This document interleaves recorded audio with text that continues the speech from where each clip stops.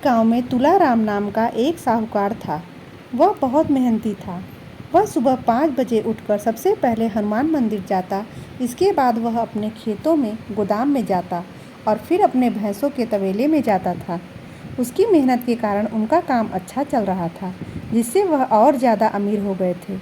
एक दिन तुलाराम अपने बेटे रामू को सुबह जल्दी उठाने के लिए गया, जिससे वह भी उसके साथ काम पर जाए और काम को सीख जाए। लेकिन वह आलस के कारण नहीं उठा, जिसके बाद तुलाराम चला गया। तुलाराम इसी तरह उसको जब भी रामू को उठाने के लिए जाता था, तब वह कुछ न कुछ बहाना बनाकर फिर से सो जाता था। तुलाराम अपना काम मेहनत से उसी तरह करता जा रहा था। एक दिन तुलाराम बीमार पड़ गया। वह कुछ दिनों तक बहुत बीमार रहा, जिसके बाद उसकी मृत्यु हो गई। तुलाराम के मरने के बाद भी उसका बेटा पहले की ही तरह लेट तक सोता था। उसकी इस आदत के कारण धीरे धीरे व्यापार में घाटा होने लगा और जो तुलाराम ने कमाया था वह सब चला गया।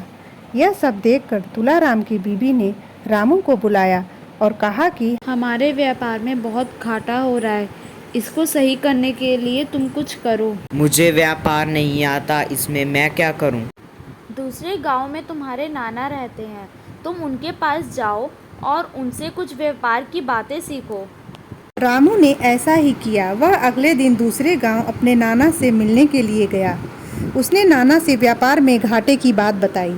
उनने रामू को सुबह 5 बजे उठकर पहले हनुमान मंदिर, फिर खेतों, गोदाम में और इसके बाद भैंसों के तबेले में जाने की सलाह दी। रामू अपने नाना की सलाह के अनुसार सुबह 5 बजे उठकर सब जगह जाने लगा। उसके कुछ दिन ऐसा करने पर उनके व्यापार में काम करने वाले सभी व्यक्ति सोचने लगे कि मालिक अब रोज आते हैं, जिससे उनने घोटाला करना बंद कर दिया।